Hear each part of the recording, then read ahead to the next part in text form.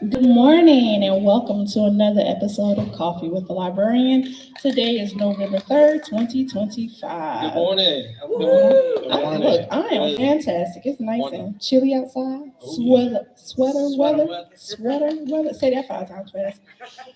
So, we have a lovely. I really want to tell everybody about next month's Coffee with the Librarian. We haven't even got done with this month's Coffee with the Librarian. I know.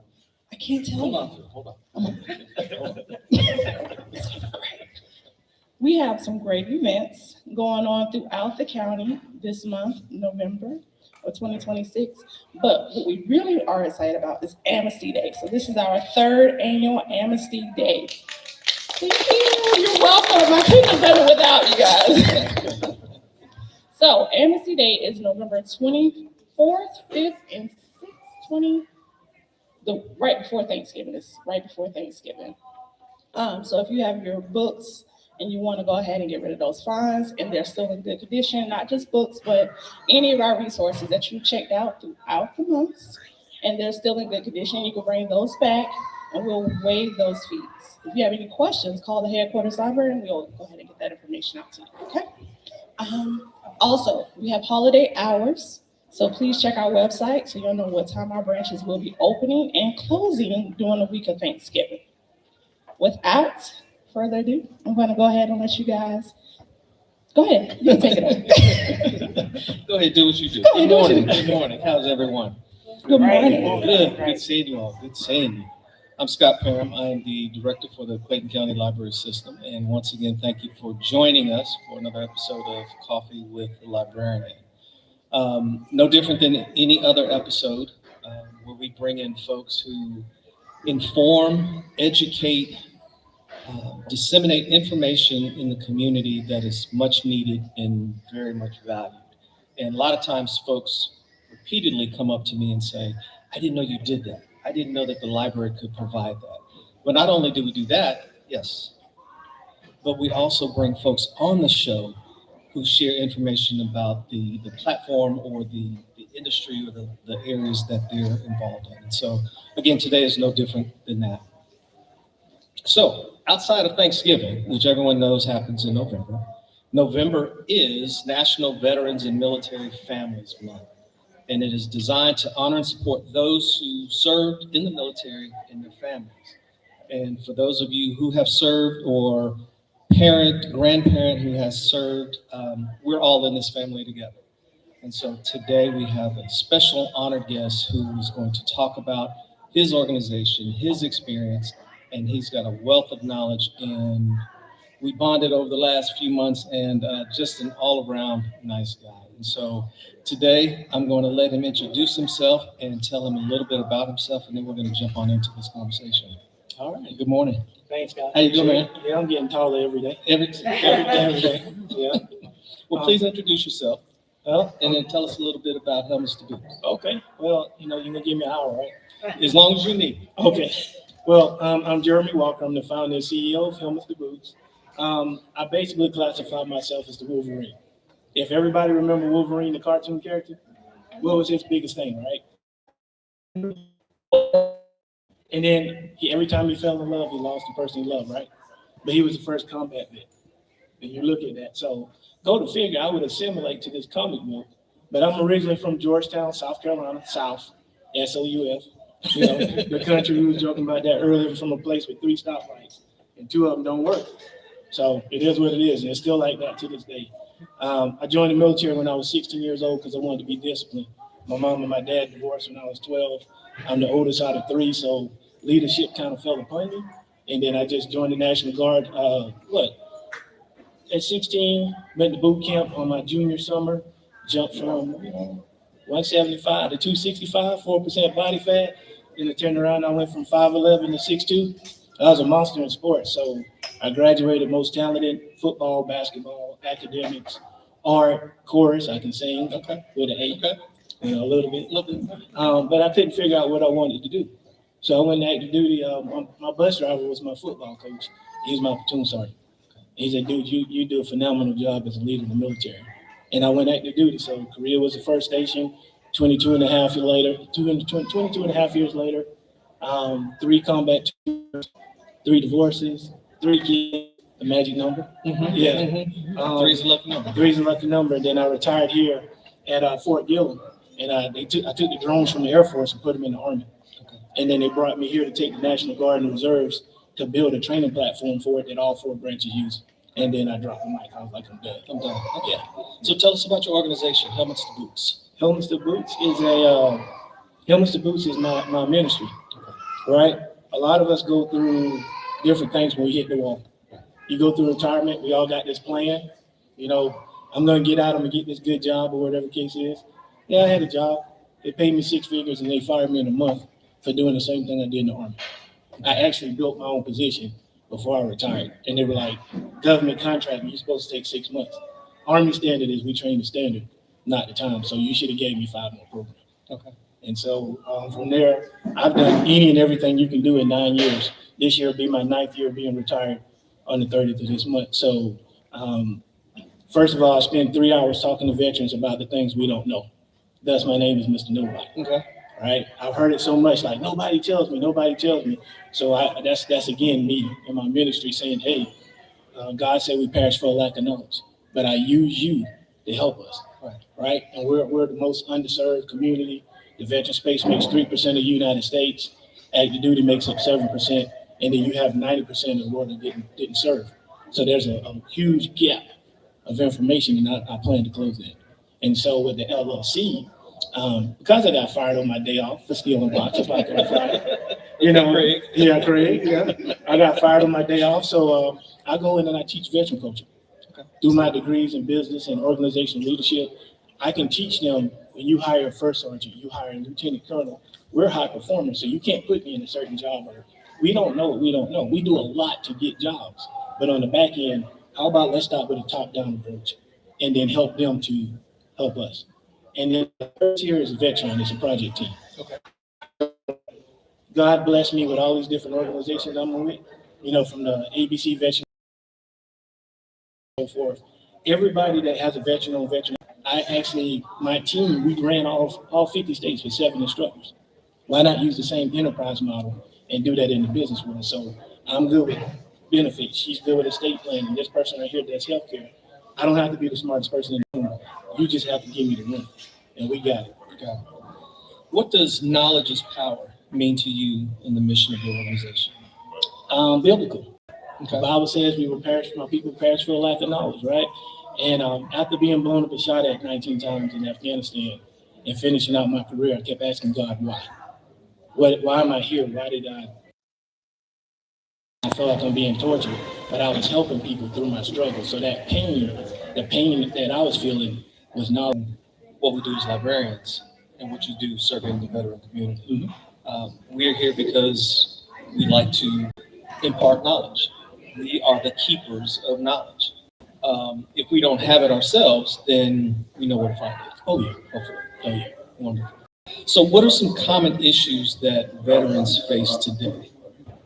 Once they get out of the military, on day one, it's like, I'm a civilian now. Where do I go? What do I do? Let me tell you my story about that. I got out, getting a 6-figure job. I had this dream. We all have that dream. I'm gonna get a house, get a car. I'm married. I'm get my kids finally, spend time with my family, whatever the case was. No, shattered. I got divorced, which a lot of us go through because it's not the fact that we marry crazy people, which we do, but we marry people who are a whole nother episode. But it's part of the story. That's what a lot of us face because all the time that's required by the military. I'm a first sergeant. I go to work at 5:30 in the morning, and I come home, it's 8 o'clock at night. My family has to readjust to me being at home, and sometimes you come to find out you don't like that person you've been married to. It's a hard adjustment. Yeah, huge adjustment. So that's one. Then you have a homelessness situation. Georgia's the 7th largest state when it comes to the veteran populace, but we're the 5th largest when it comes to homelessness and suicide. Well, that type thing is what's my purpose? And when you talk to a lot of veterans, we all have this identity with a job or identity with a rank. You said your dad was an Army colonel. Like, Yes. He's still telling people I'm a colonel. No, you haven't been in the military in years. So now you go back from first sergeant to Jeremy. How does that work? And without that purpose, hey, when I put the bat suit on, I know what I'm doing when I got my uniform on. Yeah, it's a task condition standard just by wearing it. But now, like I said, I took the drones and I did this, and now I'm not appreciated. And then all of a sudden, we don't assimilate well with failure. That's not the standard. And so now you run into that, and it's a mental health issue, or why am I getting out of bed? Just that simple. What is my purpose? What is my purpose? So some of us get stuck in a job that don't work, or that commercial. We do more before 8 a.m. than most people do all day, right? That was a great thing for recruitment, but it sets us up on the outside because you've been in your job for 10 years and I come out and I'm first sergeant. Now all of a sudden you're thinking you're going to get this promotion and I slide right into it. So all of a sudden Jeremy hit me in the break room. And I'm a pretty big dude, right? It's like, hey, they believe it. Or he has PTSD. Now I realize my PTSD doesn't make me a threat. It makes me pay more attention to detail. It makes me a high performer because I can't fail. The other pressure that we put on ourselves. So just the mental strain. And then when you go back into it, not just in the purpose, right? Like a lot of us say, well, a purpose, the job. What kind of job? That's easy. I used to be a drone guy and I used to be field artillery. Some of these things are handed out to you, and then, we're so structured that all you have to do is come to work and it's laid out in front of you. The civilian world, I don't know what y'all do. They don't know what they do. But then when we come in and we make sense out of it, because we know structure, we know how to streamline stuff.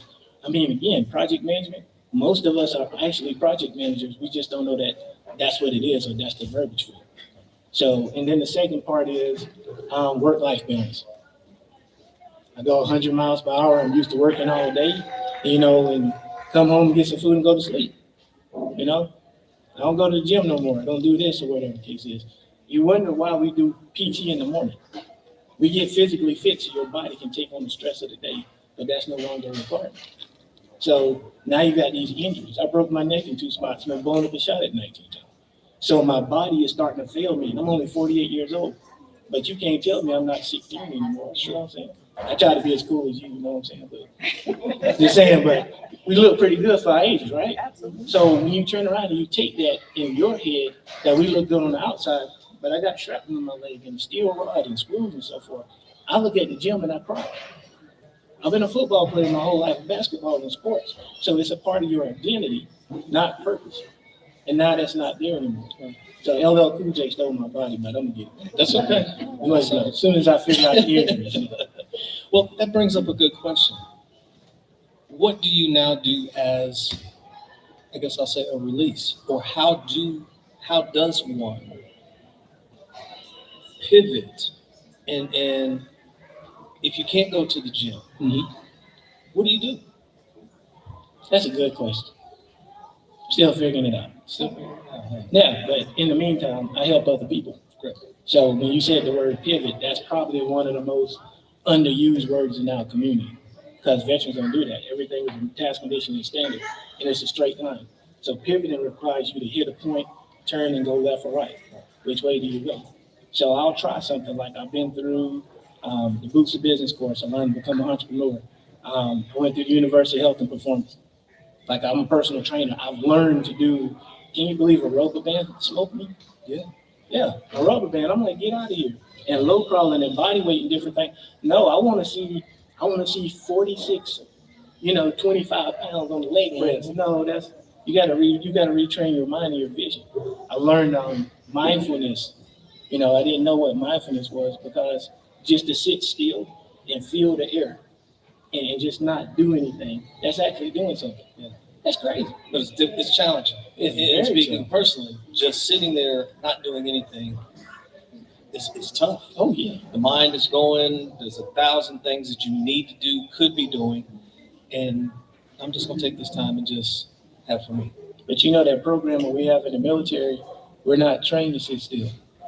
No, on the other hand, we're always constantly moving, shoot, move, and communicate. It's part of the model and it's part of the mentality. So when you take us at a very young age, it's the reason the military drafts so young is because we have the energy to constantly keep moving. And it makes us very expeditious. But when you get out and you have to slow down, to a person that's 20 plus years or 30 plus years, that is harder than going into combat. So Pivoting, Yeah, pivoting. Yeah. the VA, some of the programs that they offer. Mhm. Well, let me backtrack even more. And I don't think it was mentioned early on in our conversation with the lead-in. Mhm. What is the veteran population in Clayton County, this South Crescent? I've heard different statistics, but it's in the thousands. Is Yeah. it not? Yeah, Clayton County has one of the highest veteran populations in the state of Georgia. Yeah. So So, one of the most neglected. and it's very important to us as we move forward. And one of the other reasons why we felt that not only having you on today, but we've got a couple of other programs spread out through the month of November for veterans, and we want to recognize and honor them. But again, pivoting to the VA, what are some resources or programs that are out there and available for veterans? Oh, that's a tricky question. Anybody in here from the VA? Okay, cool. I'm going to be a little honest. I'm going to do it. I'm not going to talk about the VA as an organization because you have to look at everything strategically, right? What was the VA designed for? No. So let's go back to that. Okay. No, just in general, because the VA's take somebody blows. Yes, they have. And that's the thing. I'm here as an advocate for both. Okay. There's things that the VA does very well, but because of money, because of personnel and so forth, they can't help it that the structure above them is taking a lot of resources away from them. Okay. Like I was putting on an event, Vet Connect is coming up this weekend. I had a lady that was going to come out that works for the VA that was going to teach My Healthy Vet, which is our cheat code for us as veterans. You know, everything's going digital. They tested it out during COVID. It works out well. And now I can see my doctor virtually and put in a message, and 72 hours later, I got a response. The phones don't work though. Y'all remember that? Yeah. The phones are being shut down to push us into My Healthy Vet. So if you're an older veteran, it doesn't work well for you. But for us in the younger sphere, that's great. But now she can't even come out to the event because they can't pay for it. And we have almost 250 vets that's supposed to be in the community center here in Clayton County this weekend. That is one of the most valuable pieces of information that I could tell any vet. So then we have community care. You know, I love President Obama, and I'm not a politician. I don't care about either side. I just want it to be done right. But when he brought out community care, it was like, if I can't get seen by the VA in 30 days, now you've got community care, we get seen by civilians. That's a great program because it expedited the process. I retired in 2016 and I couldn't get seen for a whole year. And I broke my neck. So I'm waiting on the surgery. Then it took 2 years and it took 3 years. Well, community care changes that, but guess what? There's a funding issue. Sure. So can we turn around and talk bad about any organization when they don't have the funds or they don't have the resources? Sure, we can do that. And they just happen to be, you know, if you go back and I do a little history work. The American Legion and the VFWs. After Vietnam, there was no VA. So they lobbied and was like, no, Congress, you're going to take care of our veterans. And guess what? They did. They threw something together. It was a hodgepodge. And over the last 30, 40 years, it's an airplane in flight. Okay, there's still airplane being built in flight. And so can there be improvements and so forth? Yeah, but a lot of their programs, we don't even know about them. So that's where you get the red flags on the VA doesn't do this and the VA doesn't do that. No, there's programs that they have that work, and then there's stuff that supports them on the outside on the civilian sector, and that's where I came in. Okay, great. Thank you for making that distinction. How can we create a veteran-friendly community here at the library? So the beautiful thing is you already have one. Okay. You already have one. Almost everybody in every organization, you know, when I give statistics or whatever case, this was the benefit, this was the Wolverine side of me from breaking my neck and getting out of combat arms. And now military intelligence. I got to do a lot of homework, a lot of research, right? Well, in every organization, you have almost, what I said earlier, we make up 3% of the world. Active duty make up 7%. And then you have 90% of the world that didn't serve. But almost every one of us been in the library.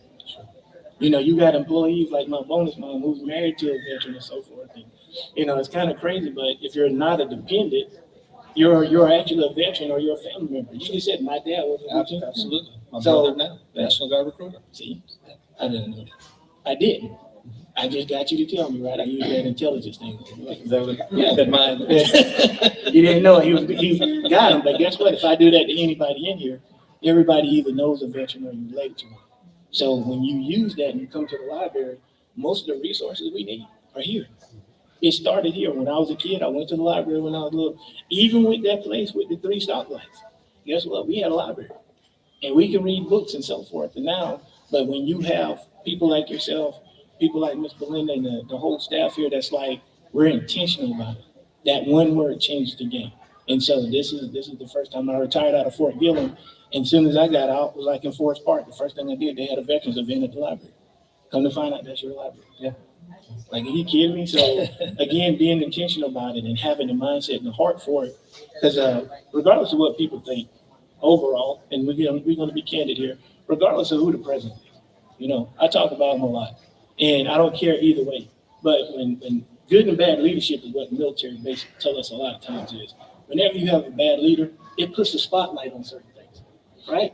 And if you have a good leader, they can take the things that are already there and they can elevate it. Well, right now we're in that spot where we're being targeted, and I'm gonna take your benefits, and I'm gonna do this, and I'm gonna do that. And you guys are providing a platform, you're providing resources. My friend John's here, he's gonna do, IT pretty soon, and cyber and so forth. So game changers are coming up. Paul, he's doing mental health. Those are some of the resources we don't get outside of the VA. And who knew the library would be that platform? But why not? Why not? Yeah. Yeah. Hey, that was a TV plug. He did not pay me to say that. He did not pay me. I need to get paid. What are some words of advice you would like to give to any veteran listening in, or those that are on the line, or in the audience here? Pivot. Pivot is the first thing that you're going to have to learn. One of the most beautiful things about us, the military term is adapt and overcome. Mm-hmm. Yeah, just fire. And we get that all the time. But once we hit the civilian sector, that we totally forget those things that we know. And that's when it's pivoting, right? And don't be scared. Do it afraid. Everything about us, we joined the military, we did it afraid. I'm field artillery, not military artillery. You switch gears and you come from being a civilian to now you're doing something afraid, and now you've mastered it. That's all the military is. It's just like any other organization. And it's the largest when it comes to micro and macroeconomics. Adaptability for most of us is key for survival, right? But when I get out, I just told you I'm a project manager. I got degrees. I got all these things because I pivoted and I kept looking for something. All right, value yourself. We're all looking at being better parents. We're all looking at being better husbands, fathers, and all this other stuff. Or we want to be somebody's employee. Or one of the things we've learned too is entrepreneurship. That's huge in the veteran space now. That is an everyday learning experience. But guess what? What did I leave out? This guy and this gal. You know what I'm saying? Paul does a great job. Brendan does a great job of helping us identify ourselves. I went out to Camp Southern Ground and I learned Gallup strengths. I'm like, who is that? I'm not thinking Gallup strengths, it's horses. No, I learned what my top 10 strengths are. I'm a great communicator. I'm very friendly. I'm strategic. I'm this and that. So instead of beating myself on the things I'm not, I just master and focus on the things that I'm better at. That's why I'm talking to you today. Like, hey, me and Scott are cool, right? I'm a connector by general trade, just because of how I was brought up from childhood. Again, I believe in God. I believe in family. Everybody's my brother and sister. You'll never not meet one person I don't say, hey, brother and sister to. Or y'all know I'm a great hugger, right? Yeah, I got it. I got it. Everybody's like, he feels good. I mean, God said it. To whom much is given, much is required, right? So I hug people. I talk to everybody, regardless of race, color, and creed. I don't care who it is. So as long as you're working on identifying the new you, I always say, Sergeant Walker, First Sergeant Walker, he's retired. I need to find Jeremy. So if you focus on those things and go back to who you initially were before you were in the military, look at all the great things that came from the military. Even the bad things made us stronger than who we are. Sure. If we can back up for just a minute, you mentioned something that I wanted to touch on just a little bit more, entrepreneurship. Let's talk a little bit about that in veterans. What, if any, programs are out there or services, resources to help folks get established with their own business? Okay. Awesome. Business plans, or again, just the steps that are involved. You got a whole Any nother money? Man, let's do it. Okay, let's do it. Okay, check it out. Entrepreneurship now is on the rise in the veteran populace. In fact, we're in Forbes magazine as one of the most upcoming business entrepreneurs in the venture space. And so you have the Boost of Business course, which I help teach. In fact, I'm going to be at Dallas Air Force Base tomorrow on day one, teaching veterans that get out of the military on how to start an LLC, a nonprofit, and then how to get government contracts. It's a 2-day course or a 1-day course, and it's virtual. Then you have IVMF, you have Syracuse, University of Syracuse. You guys give classes. You know, the airport chamber, we do Wednesday wisdoms and so forth. We do networking on landing at 6 every Thursday from 6 o'clock to 9 o'clock. You know, we've been there. And again, how many of you can be in a place? The thing about it, most of us look at a business and say, you know what? It's so hard. I got to figure this out. No, it ain't. It's as simple as just being in the room. That's all you got to do. Hey, I'm Jeremy Walker. How you doing? I got Helmets to Boots. I help veterans. Business complete. Now all of a sudden, you have a conversation and people want to know, what do you do? And then don't forget your passion. Why? I do this because I was a veteran. I got out after 22 years and nobody was there for me. So now I decided to make an organization where I teach. You know how many veterans don't have 100% that should? What if I told you that almost 70% of Vietnam veterans who knew at the time, and just this is one thing that makes my heart just jump out of my skin, is 70% of veterans who went to Vietnam who literally went through combat and got blown up and shot at almost every day of their lives didn't even know they could make a claim. Let's go back to root cause analysis. It's not the fact that they can't, they didn't even know or think that they deserve to do it. Explain that. When you said 100%, explain that for those that aren't aware. So our rating scale, 0 is the first number on the rating scale. And in terms of disability, right? And disability compensation to be specific. Okay. So when you look at 0 to 100, a lot of us, just like us being ranked, your dad was a colonel, so he was a 06 or this and that. And so it's the same construct. So everything we did in the military translate over to the VA. But okay, so when we all came in, we passed the physical, and we were 100% good. Right. Now all of a sudden, my knee is almost 100% bad. But the rating scale says I only get 50% for that, or my back and so forth. 0 puts you on, it's like playing darts, right? If you're throwing and you don't hit the wall, you don't get 0, you're not on the board. So 0 actually gives you a chance to increase your ratings and do all this other stuff. 30%, now I get free medicine and I get more money. So 0%, I might get $100 for serving, but guess what? You deserve that. You served this country. 100%, you're looking at $4,000 tax-free every month for the rest of your life. So when we talk about the homelessness and the suicide rates in Georgia, if more of us got the things that we deserve and knew that we were able to get it, now all of a sudden, that's a game changer. I could take $4,000, but with a fool and his money is surely departed, as the Bible says. Without financial literacy, you just gave somebody a whole bunch of money to get rid of it. So we have to have the things that you do in the library to compensate that, because right now, and I'm going to talk about the military. When I came in the 90s, we were all about family. That's what made me go active duty.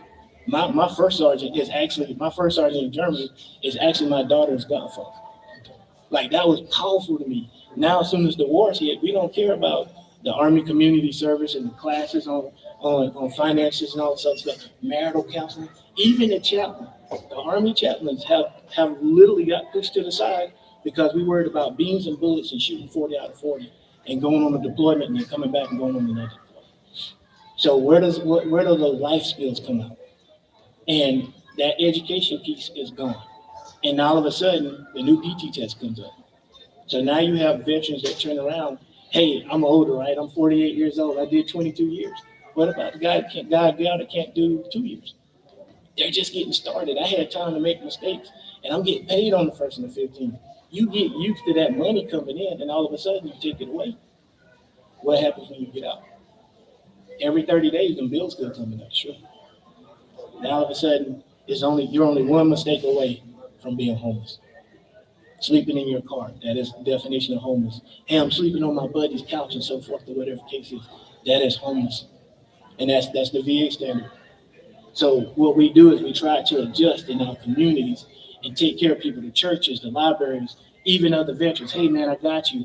But then as soon as you tell somebody when you go fill out paperwork for HUD-VASH or whatever other program that's out there, you don't qualify because you have an address. It's not my house. So we perish for a lack of knowledge in so many different areas. But when you take the smallest community, which we fell under DE&I under just because of the disabilities, and we fell under DE&I because we're one of the smallest pockets, 3%. Not because of anything else that we're talking about in the present climate, but those are the things that make us that. But then you look at the opportunities that come out and with them being taken away, now all of a sudden that disability becomes way more important. What if we joke about it now, I said it was cold this morning. Yeah, I'm hurting. A lot of us in there hurting. Even if you didn't serve, you're hurting. It's cold, right? But how much is your medicine these days? It's like $1,000 a pill, right? $1,000. So if I serve this country and I can get that same pill and it's entitled to me, but I don't meet the percentage rated for it, the 50% or the 30%, that's huge. But I never even knew I could make a claim for it. Yeah, the knowledge is key. Yeah. Knowledge is key. And from Vietnam to now, which is you look at our culture, right? From Vietnam to now, the United States has gotten smarter. We have more people that went to college. We have a lot more people that are educated. So not talking bad about the generation before me, because I respect everybody from, the Bible says respect your elders and so forth. But that knowledge is not there. And then on the same aspect, on the back end, my son's 19 years old. He don't have the same knowledge. So I look at all the new people that are coming out, and they're in the same boat. I was the same way.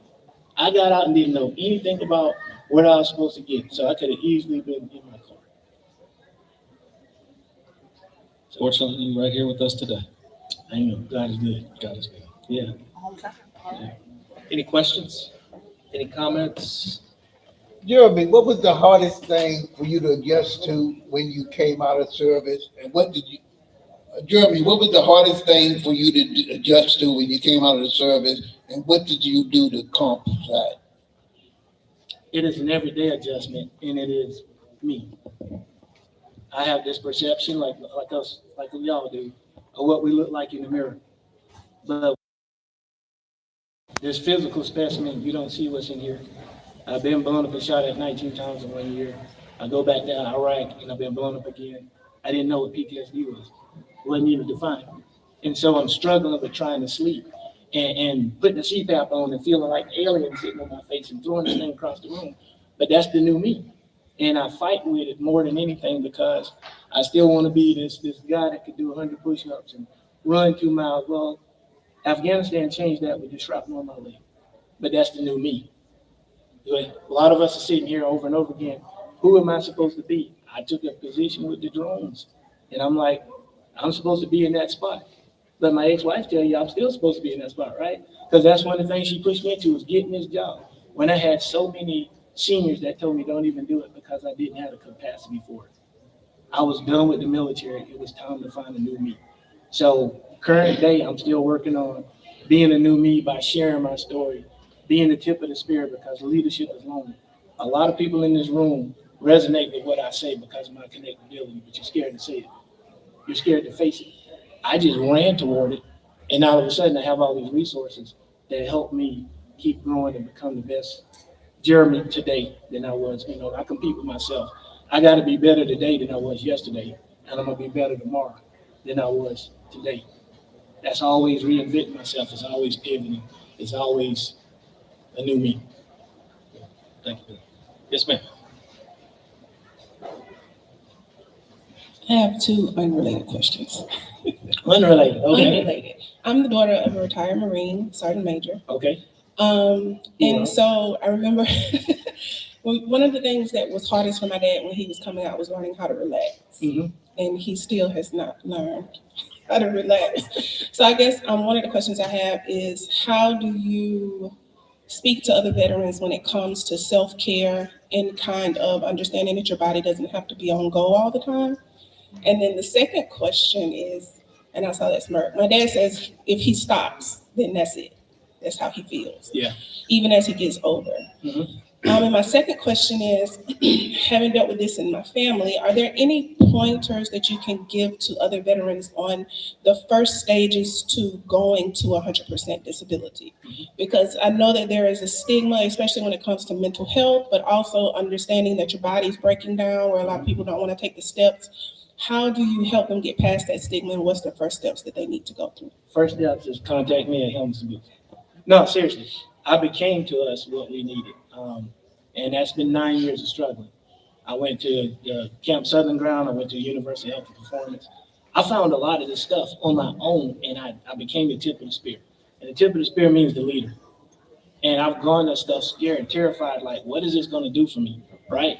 Who knew that I had to retrain my brain? And it's the same thing. I tell people now, shoot 40 out of 40, right? There's 4 fundamentals of firing. If you take that first step, trigger squeeze, aim, this, and this, learning the process. So I help you with the process. And then I can relate to anybody in the room, regardless of what branch, what generation. I've had a guy, in fact, me and Paul just walked up. We had an event last week, and it was a guy who's a Vietnam vet. He came up to me and just started crying. And he was like, I don't know what to do. It was God ordained that I would be here today. I go into communities and I create events. One thing about the VA is that they're small, structured, and different organizations. They can only do so much. Now we be proactive and we can come into it. The first step that I would say to anybody is look at yourself. He's struggling with pivoting. He's struggling with, I'm still a Sergeant Major, I'm still in the Marine Corps. That's one of the hardest conversations that I have with veterans, and outside of doing the disability claim, because if you don't tell your story, that's where you lose your claim. And I have to say that because most of us will say, well, I went through this and I did it without the regulation. You can have all the verbiage you need out of the regulation to do your claim. It tells you verbatim, hey, this is what 50% is and this is. But if you don't say it, how many of us go to the doctor and they ask you this simple question? How are you doing today? On a scale from 1 to 10, how are you doing today? And we say, okay, so they put 0.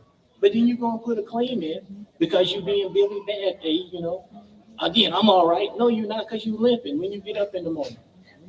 Can y'all help me, please, Jesus? Like somebody help me get out of bed. Or by the time I go to put my shoes on, you notice if you look at most veteran feet, the back of their shoes are messed up because you can't even bend over, but you telling the people that you're okay.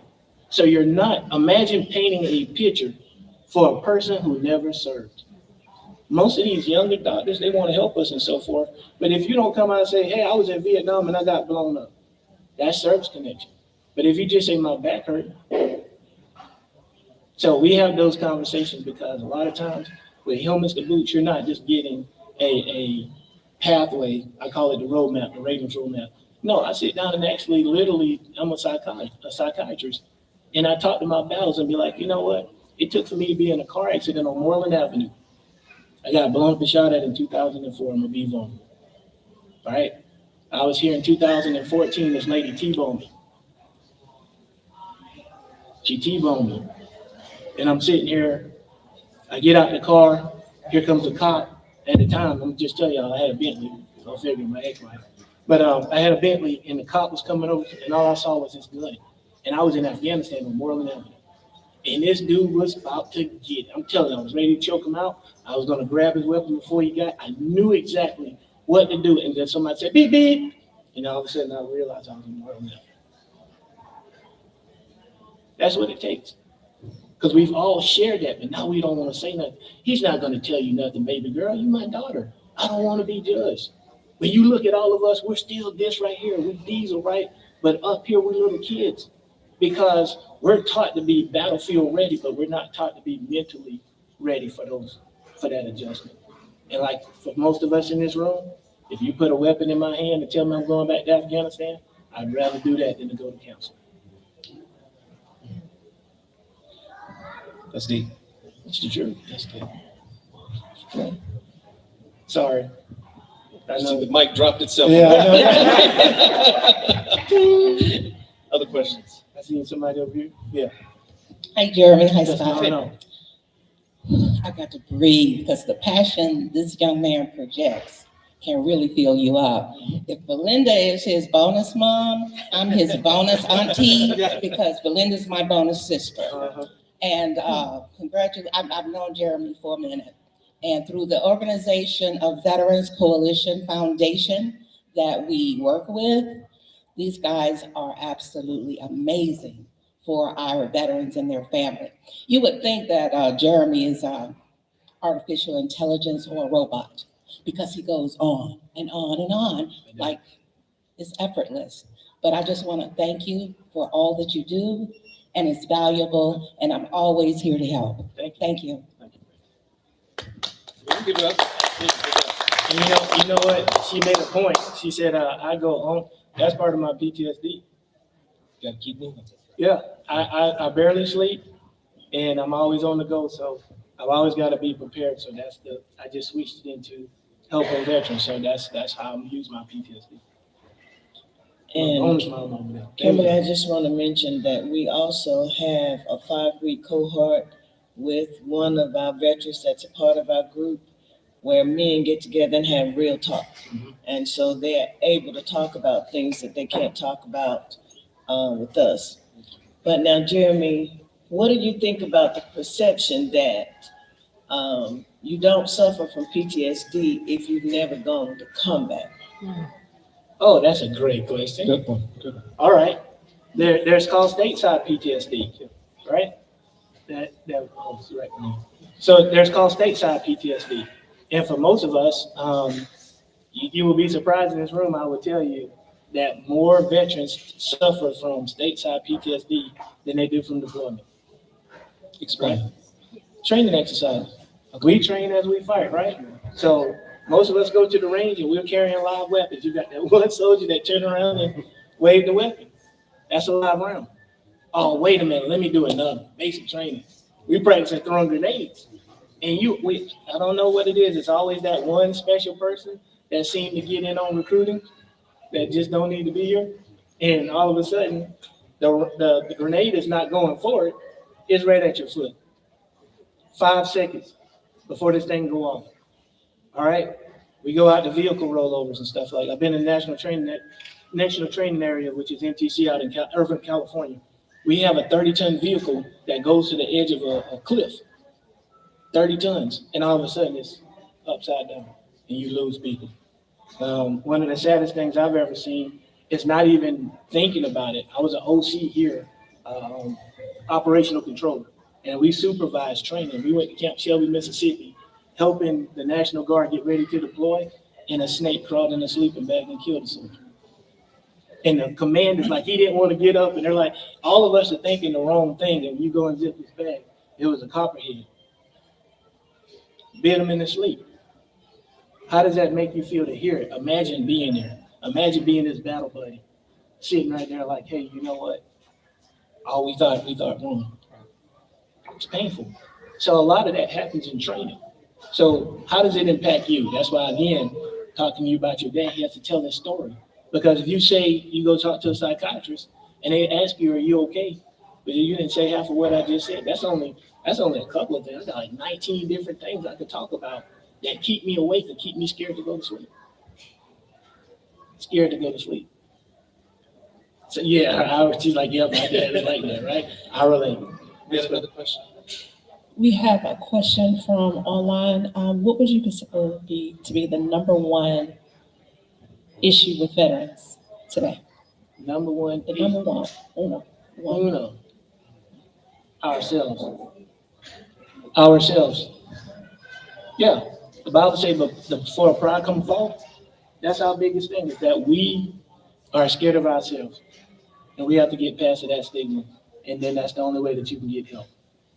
It's no different than you being an alcoholic or people having a sex addiction or whatever the case may be. Whatever the problem may be, you have to address that you have to acknowledge yourself. And then once you move forward, then you can go from there. I'm going to piggyback off that answer in both the answer and the question, because ultimately my biggest thing is the next generation of veterans. And so when I talk to young people, when you use like certain terminology that they would consider vague, it doesn't help them connect directly to the emotional process of finding yourself. So can you walk us through the steps logistically of what you did, like say like the top 3 steps that you did to identify yourself, right? Like identify how to find yourself or how to improve yourself. Like walk us through the steps in the way of like saying like, okay, well, I felt this way, but then you know what I mean? Like this situation, that situation. Okay. So I'm glad my friend Paul is in the audience, because Paul will tell you about us being men. Us being men. We had this persona that we're supposed to be big and strong. I went through a divorce and I had to find myself. I felt like a failure, and I had to go to church, and I had to go to counseling, and I had to go to more counseling, and I had to go to more counseling. And now I'm in 2 different types of counseling. And it's an ongoing process, because in challenging and finding myself, I had to learn what that is. So most of us come up, I'm from South Carolina, from cotton fields and 3 stoplights. There, you would never think I'd be an entrepreneur, because I never saw one. Okay, so now he helps me see a different version of myself. And Dr. Henry Washington, we all got these different things where we challenge ourselves to see ourselves different. Renee does the same thing with female. So now we're like, hey, that's the first step, is challenge yourself, but you learn that through living. That's the second thing. So young people, my son's 19, and he's living his life. I am so mad, because Dad, I was like, I did all this stuff for you, so you wouldn't have to go through this. And guess what? Everything I've done, he goes and do the opposite, because he has to live it. He has to learn it his own way. And through having a bonus mom, because my mom and my dad passed last year, 5 months and 1 day apart from each other. And the woman who God gave me, she passed a week before my birthday. We had to bury her on my birthday. I had to go through that. But I can't feel nothing, because I've always been the oldest. My brother and my sister wanted me to do everything. We had to fight for Medicaid and Medicare. They wanted me to do everything. And I'm like, I can't feel. So you have to go through certain things. So like my grandfather said, if you keep living, you live long enough, you're going to learn. So that's the second thing, that they're going to have to keep living. And one thing about this young generation is they don't listen.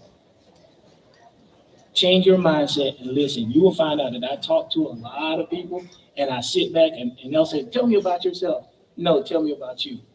Because if you listen to a person and you listen to a situation, you can find out how to plug and play yourself into anything. That's not just business 101, that's life 101. Remember, so those are the keys that I can talk through. Oh, Jeremy, first, thanks for telling your story, and hua to all the Army people. I happen to be a Marine, so I just wanted to give that to you guys.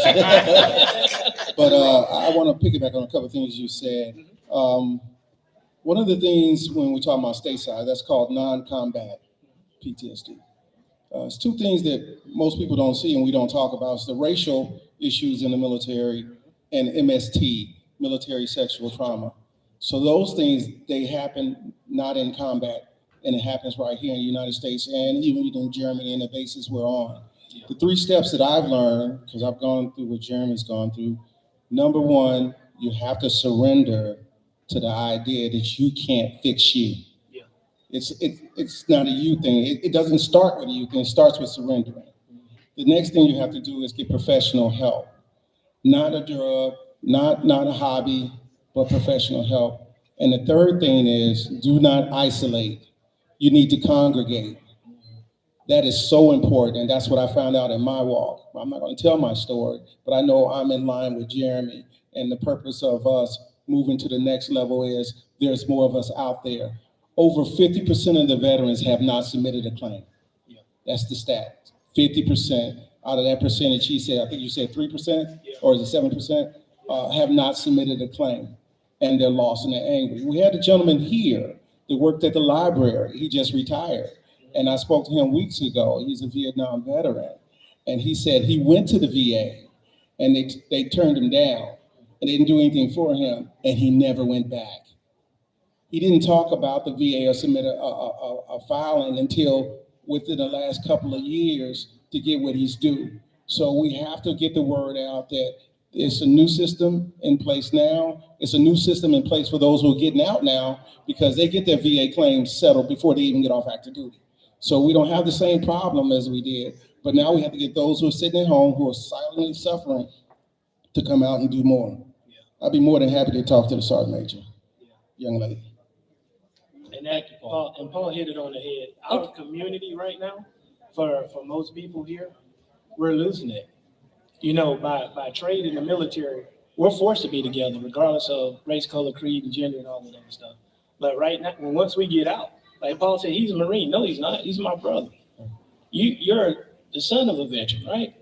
No, Scott's my brother. Every time y'all see us together, this is my brother, right? We hug, we that. Almost everybody in here, we still have a different type of community. So if you go back and I go spiritual, the Bible says what? Do unto others as you would have them do unto you, right? What is that? The golden rule? I live the platinum rule. I do more for others than I would want them to do for me. But that creates community because now all of a sudden I'm not he's a Marine. He says it all the time. He's proud. Hoorah. But that's my brother. I don't care if he was in the Marine Corps. When I'm on deployment, the Marines kept me alive in Afghanistan. 3-3 and 3-6. Thank you, Jesus, for them. But at the same time, it didn't make a difference when that bullet came or when that round came, what uniform we had on. But how come when we get out, all of a sudden, it does? That's the scariest thing that we have in our community because now the community becomes more divided, even more. So I thank you for that, Paul. Appreciate it. All right, thank you. I want to make a couple of quick comments. Like the young lady said, Marine, I understand about a father, because I get that way too a lot of times. I try to unwind, but I'm always ready to go. My wife said, just relax. And sometimes I'm ready to take off, so. But yoga and different things, being around your other brothers and sisters help a lot, kind of relax. And the thing about, we mentioned earlier about not going to combat, like Brother Paul said, there are a lot of situations that happen. One of the things most people don't realize in the military, they're bringing you in to turn you into a killer if needed. And some people come with a specific set of skills already. The military, everybody's not armed.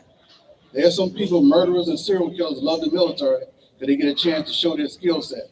And a lot of times you have to deal with them in the military. See, a lot of times there's a war before the war. Yeah. And you notice that when people are going to challenge you, like if you have soldiers up under you, somebody's going to challenge you for dominance. Now, if you're afraid of this other person, how are you going to get somebody to follow you into combat, going to a building? They're not, because they're going to say, hey, you're weak. But the other thing Scott mentioned earlier about feelings, how you feel out in the military, sometimes when you get out, you feel like you lost your family because you go into the other power. Mm-hmm. See, they're working, but you're on the outside, and you're not always welcome back. They're like, you're gone now, leave it alone. But we need sometimes to have that connection to say, hey, you come back to civilian, job well done. And we don't always have that. You got to fend for yourself. And that has an impact a lot of times when you're trying to get readjusted. And I appreciate, like the Jeremy said, what y'all doing in the library helps out a lot. And what Brother Jeremy's doing, he's helping a lot of people, and like a lot of other people, Paul and everybody around here that I know that's doing things to help each other. Just conversation can help save a life. That's all I got. Thanks. Thank you for that. To add on to what Kenny was saying, and I want to share this with the group. I want everybody to repeat after me when I say this. Feelings are not facts. Feelings are not facts. Feelings are not facts. Feelings are not facts. One of the things in the veteran space that they don't teach us very well in the military. Remember I told y'all, 4 fundamentals of fire, and I'll never forget that. If we've got trained on emotional intelligence, on a lot of different things, how we talk to people. Leadership is very important because, I used to hear all the time, a person who can change your life, 2 people that can make your life miserable in the military is your commander and the judge. How much power you have just by waking up in a bad mood. You have an impact over 120 something people at a company level. Then you go up to a battalion level, that's 600 something people. One person has enough power to mess, and again, we can look at positions in the world. One person can turn around and have a bad day, and there's a ripple effect that goes across the board. That emotional intelligence is not taught to us, especially in the United States, to be honest with you. Because most of us, what happened when you was little? You got whooped, right? Shut up. You got whooped. It hurt. Military, suck it up and drive on. We get hurt, and all of a sudden, like Kenny said, to his point, we're trained to keep going, and then we have to accomplish the mission. Sometimes that's putting somebody to sleep permanently.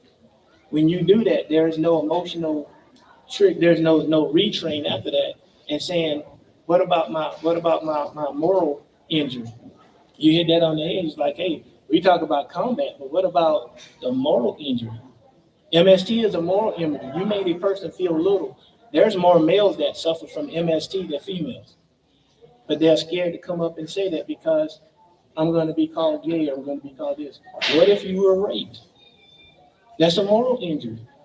But you know what? Again, because we don't get the emotional intelligence and the training and the opportunities, I'm glad the library is doing what they're doing because guess what? In my community, it's easy for me to come to the library, and it's hard for me to go to the VA.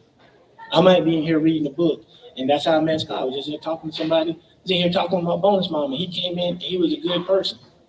All of a sudden, a good person now got another good person and another good. It's contagious. But guess what? When you don't have that emotional intelligence and you isolate, all of a sudden, the only thing you know left is accomplishment of mission, right? I feel like a failure. Now, all of a sudden, the only thing I got left to do is what? It's time to go. And that's how come we lose a lot of veterans. We lose 22 veterans a day to suicides. Did y'all know the family rate is higher than the veteran rate? The children of veterans, the suicide rate for children. My son even tried to commit suicide. Last year, my mom and my dad passed 5 months, 2 days apart, 1 month, 1 day apart. And September 22nd, my dad's gone. November, the day before Thanksgiving, my son tried to kill himself because he couldn't handle the fact of losing people that he loved. And then on top of that, his mom's, whatever that is, situation, ex-husband, husband, whatever, his mom died the week before my mom died. So imagine he's dealing with that and never went to combat. I got hit 19 times 1 year. He got hit 3 times. That's probably equivalent to my 19 times in combat. He never served 1 day. Emotional intelligence is huge for our community. Okay, last question. And I was gonna say, that was great lead on, Jeremy, and I see and know your passion for us as well, Thanks, man. being one of your bonus aunties as well. My other But bonus when one of my family members came home, I was the person he called before he tried to commit suicide. And I was just gonna say that a lot of times as family members, we need this knowledge and education as well. Years later, my uncle, my mom's oldest brother, was out in Charlotte, and when it came time to prepare his funeral, I was one of the people that was there with him, and I had forgotten that he had served back in, the Vietnam War. And when I called my mom's oldest sister, she was like, "Oh yeah, and I said, "Well, you guys never talked about it." But I realized after talking to him, I remember talking to him, he was one of those, they were so embarrassed when they came back because of what they experienced as being Black men that he never connected. And all of those years I watched him, with the little that he had, and he never got services. So sometimes I think it's important that we as family members get that education as well, because we may be dealing with something like that, time to bury them. I did contact the VA and got, the little that they gave him, but all these years that he went without. And then for the relative that attempted to commit suicide, what do you do with that as a family member who's never had to deal with that? It wasn't until years later that I actually started working with homeless veterans here in Atlanta, and I had one that attempted suicide and one that committed. And after that one that committed, I had to step back because I felt like I wasn't properly trained to be able to deal with that. Having one that attempted and then shortly after that, one that was successful. Michelle, Sometimes I think that education needs to be family-wide, but also community-wide. Michelle, that's the most powerful question I've heard here today, right? When we talk about veterans, what's the first thing y'all think of? You think of the service member, right? The word veteran, we have to change the terminology. That's one thing I love about going to military intelligence is that they play a lot on words, like talking to the police or talking to an attorney, right? So when we think veterans, the stigma all this time was the actual member. But veteran, now we should make it all inclusive, whereas the veteran is the family member and it is the community. Because we're out in the communities. A lot of us work in places that you don't know and we're screaming for help. You can see the signs, but if you've never been trained on it, all of a sudden you wonder why this person went postal at this place. It's because you were yelling and screaming. There's no sensitivity training in the military, and there's no sensitivity training in corporate America. So when you go back into it, just like now, homeless veterans, right? A lot of homeless veterans have a dishonorable discharge. Or you have some people who have most of us who have an honorable discharge won't even say I'm a veteran. But if you ask this question and you change the phrase and said, have you served? It changes the whole game. So now I have served and I got a dishonorable discharge. But did you know that Joe Biden administration changed it to where if you can prove it was racism, harassment, this, and this, you had PTSD because you got on alcohol because you were in combat and didn't know you had PTSD? The Bible says we perish for a lack of knowledge. So he didn't say the veteran. God didn't say the veteran. He said we. I only speak in we when it comes to us. It's a community. I came from a community. I came from a family. I came back into a family. The only thing you did was put U.S. Army in my rucksack. That's all it was. So that's my cool auntie, my bonus mom, my future wife, my brother, my uncle, my other brother. So family. So we start doing that more often, especially when it starts in places like this. Is the heart of the community, just so you guys know. When I told y'all earlier, Scott was talking about statistics. Clayton County has one of the largest populations in the state of Georgia, but it don't have the resources. It don't. So you know what Helmets to Boots does? Just like I'm doing Saturday, I make events. Instead of being reactive, I'm an Army guy, so we don't sit back and wait. I make it, and I use that same thing that fueled me for 22 and a half years to be what needed to be done. A first sergeant is the first, always lead the way. Well, I'm still a first sergeant, except now I'm just doing it on the civilian side. That's my passion. That's what Helmets to Boots is always going to be. And I can't sit back. I'm going to Perry, Georgia. I've been all over the place. I don't even know half of the name of the places that I go to. All I know is somebody called me and said, I need you. And I rallied the team and we roll. So I think one of the questions you had for me was like, what's coming up? We got Vet Connect. I got a call from Dobbins Air Force Base, a first sergeant on Dobbins, saying their soldiers, their airmen couldn't drill because they've been impacted by what's happening right now. I forgot that, training the reserves, I forgot they have regular jobs and then they come to the one to it. I totally forgot. She was like, we need food, we need money. Then all of a sudden I reached out to Fort Gillum. It was the same way. East Point, 335th, right behind Colorado Studio. All these units I serve with, they're reservists, and they've all lost their jobs and can't even come to drill. We about to do a food drive, coat drive again. My dad passed last year. I raised 8,500 coats by myself. Passion, and I turned pain into passion. Passion is going to change people's lives. For everybody here, and if I could leave y'all with anything, because I don't know how much time I got left. If I could leave you with anything, take that passion that you have in your heart. A lot of us are feeling like, hey, it's the holiday season and so forth. Take that passion and turn it to your neighbor. Not gonna preach, but turn it to your neighbor and say, if there's anything I could do for you, just walk up to him and smile. Smile. And you'll be surprised if you smile. Scott smile at me all the time. Hey man, I feel good. Man, my back hurting. But I feel better just because he smiled. We joke and stuff like that. You can change everybody you touch just off of your personality alone. But if you don't, also, all these sad faces in here right now, y'all hurt my feelings because I'm sharing my soul. That's another reason that we shut down in the veteran space, because I feel like I'm scared. I don't know what I'm doing. I've been through something and I don't know who it is. But when you warm and you connected and you open, that's what changes our community. So, and that's going to change what we do in the suicides and change the state of Georgia. And we'll change the whole United States by that. That's it. Thank you. We unpacked a lot today. Wouldn't you say? A lot of wonderful information.